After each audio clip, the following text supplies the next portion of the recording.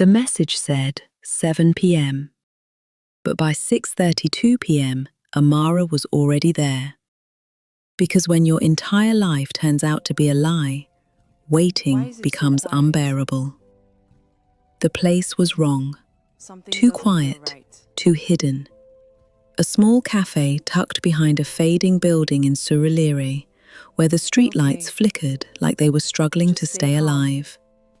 No crowd, no music, just shadows and secrets. Amara stepped in, and immediately she felt it. That sensation, like someone had been watching her long before she arrived. It feels like someone's "Sit," watching me. a voice said from the corner. Amara turned and saw her. A woman, older, composed, eyes sharp enough to cut through lies without effort. She wasn't trying to look powerful. She just was. "Who are you?" Amara asked carefully. The woman gestured to the seat across from her. "Sit first," she said. "Then decide if you want answers." Amara hesitated, just for a second, then sat. "Good," the woman said. "That means you're not as broken as you feel." "My name is Mrs. Adetola," she continued, "and you are not the first girl Tunde has destroyed."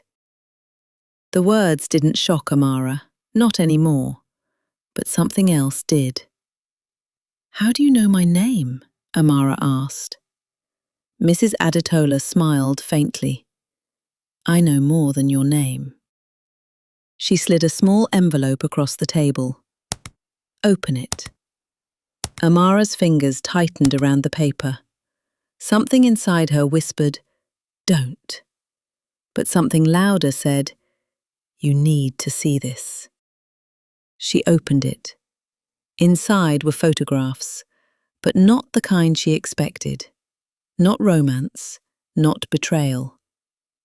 Damage. A girl sitting on a hospital bed. Another staring blankly at a wall. One more, crying, surrounded by police officers. Amara's breath hitched. "What is this?" Mrs. Adetola leaned forward slightly. "These are the ones who didn't recover as easily as you will." "As I will," Amara whispered. Mrs. Adetola held her gaze. "Yes," she said, "because you came looking for answers." Then she added quietly, "Some of them never did." "Tunde is not just a liar," Mrs. Adetola continued.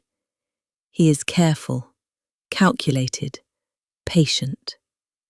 She tapped the table lightly. "He studies people, finds what they need, then becomes it." Amara's mind flashed back. I don't just like His you, Amara. words, his I see my timing, future with you. his perfection. Trust "It wasn't me. real," she murmured.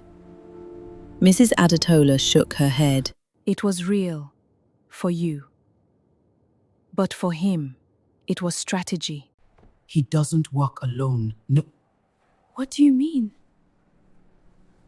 there are others. She said. People who help him move money, clean his tracks, protect his image. Amara's chest tightened. "Who?" Mrs. Adetola didn't answer immediately. Instead, she reached into her bag and pulled out another file. This one, thicker, heavier, more dangerous.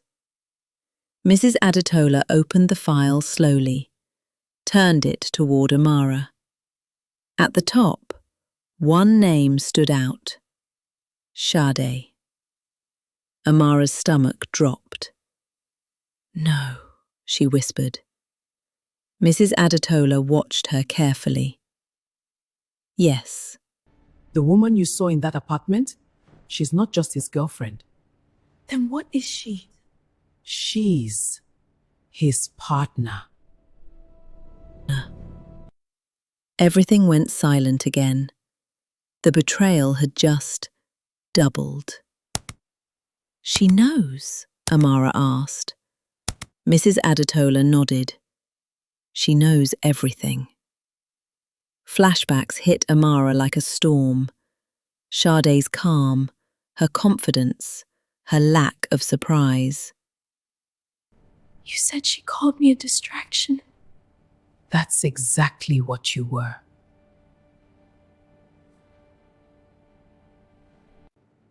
Then why show me this? Why help me? Mrs. Adetola didn't answer immediately.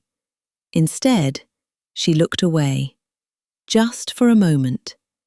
And when she spoke again, her voice had changed. Because one of those girls was my daughter. Amara froze. She trusted him. Just like you did. And when he was done with her, he left her with nothing.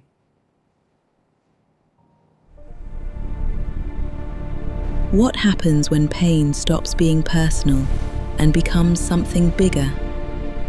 Mrs. Adetola straightened, her composure returning like armor. I didn't call you here to cry. I called you because you have a choice. Amara swallowed. What choice? Mrs. Adetola's eyes locked onto hers. You can walk away, start over, forget him, rebuild your life.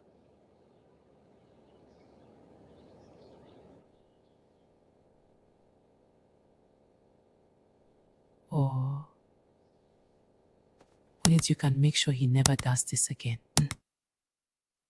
Amara stared at the file, at the weight of it, at what it represented. Justice or revenge? What would that take? She asked quietly. Mrs. Adetola didn't hesitate. Everything, she said. The cafe felt colder now, heavier. Amara looked down at her hands, the same hands that once made delicate jewelry, now trembling at the edge of something dangerous. If I do this, she said slowly, there's no going back, is there? Mrs. Adetola shook her head. No. Silence. Then Amara lifted her head, and for the first time, there were no tears in her eyes.